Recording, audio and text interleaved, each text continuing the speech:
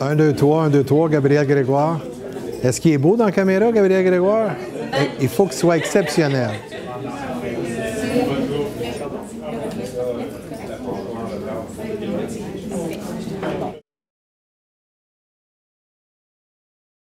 Le seul souvenir que je peux avoir de Grasset, c'est la continuation. J'ai une éducation des Suppliciens, donc du Collège de Montréal, d'André Grasset. Et j'ai toujours considéré que dans le sport, dans les études, je n'étais pas le gars le plus talentueux. Mais je voulais rester à Grasset, puis je voulais finir mon secondaire au Collège de Montréal. Donc, j'ai vraiment bûché. Fait que ces deux institutions-là ont fait de moi un gars qui, toute sa vie, a toujours travaillé très fort. Ce que je retiens vraiment de mon année et demie ici à Grasset, c'est la qualité des professeurs, la rigueur aussi. C'est le soutien vraiment indéfectible, autant de Zénon Soucy qui était à la direction, que tous les professeurs qui ont fait en sorte que lorsque je revenais de compétition, j'étais à l'extérieur pendant un mois et demi, j'étais capable de récupérer rapidement par le temps qu'il me donnait.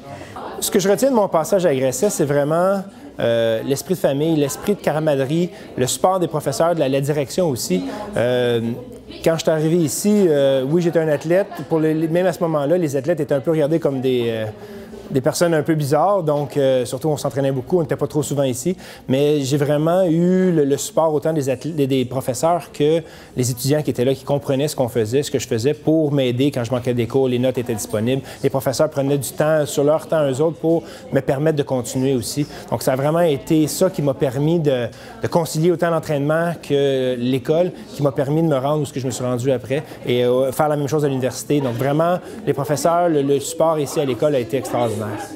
La disponibilité des professeurs lors de mon passage en 1900, je pense que c'était 1991, 92, 93. Le programme sport-études n'existait pas encore de façon officielle, mais Zénon Soucy, à l'époque, directeur des étudiants, fait une grande place dans sa famille, dans sa maison, chez lui, donc ici à Grasset, et m'avait permis de prendre des cours, dans le fond, d'avoir une session à temps partiel pour pouvoir participer aux Jeux olympiques de 1996. Dans le fond, à Grasset, c'est ici que tout a commencé pour moi, point de vue université, point de vue sport. C'est ici qu'on m'a donné les outils pour, dans le fond, pour commencer ma jeune carrière, que ce soit au niveau du football ou aux études. Donc, c'est un endroit qui a vraiment été positif pour mon départ de carrière. J'ai passé environ 7 ans à Grasset, donc des fois, je pouvais faire seulement qu'un cours par session. Mais je me souviens que je vivais pratiquement dans ma voiture. J'avais mes patins qui m'attendaient. J'allais faire un entraînement. Je revenais pour un cours. Je retournais à l'aréna. Donc, c'était beaucoup de va-et-vient. Mais je me souviens que quand je partais pour des compétitions durant une session, des fois, je peux être partie 2 ou 3 semaines, bien, quand je revenais, les professeurs étaient vraiment passionnés, dédiés. Ils m'aidaient à rattraper la matière. On communiquait par courriel même pour être sûr que je puisse revenir à jour avec les autres étudiants. Donc, moi, c'est vraiment ce qui m'a frappé, c'est qu'ils étaient passionnés, puis qu'ils donnaient vraiment de leur temps, autant qu'on voulait, qu'on en avait besoin, jusqu'à ce qu'on sente qu'on ait bien récupéré la matière. Donc, j'ai vraiment pu poursuivre des études de qualité en même temps que j'ai pu poursuivre mon rêve olympique.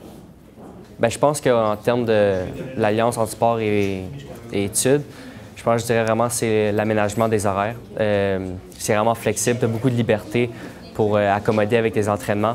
Les professeurs sont toujours là pour t'aider quand tu reviens de tes compétitions et t'envoient une note de cours, puis aussi la flexibilité quand tu reprends tes examens. C'est ça que j'aime beaucoup de Grasset.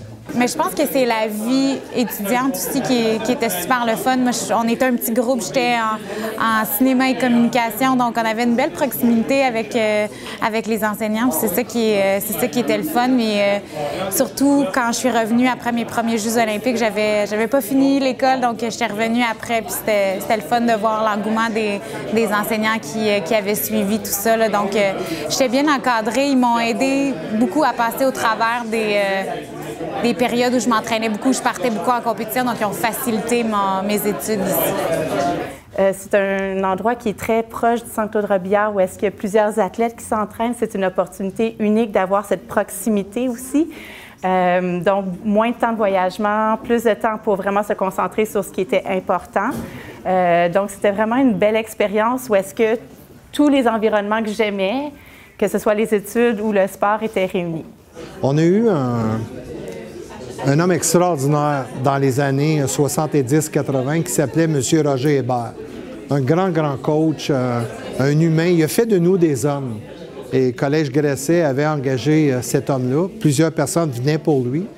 Et même si on jouait en niveau 2 à l'époque, on avait une équipe vraiment extraordinaire, presque de niveau 1.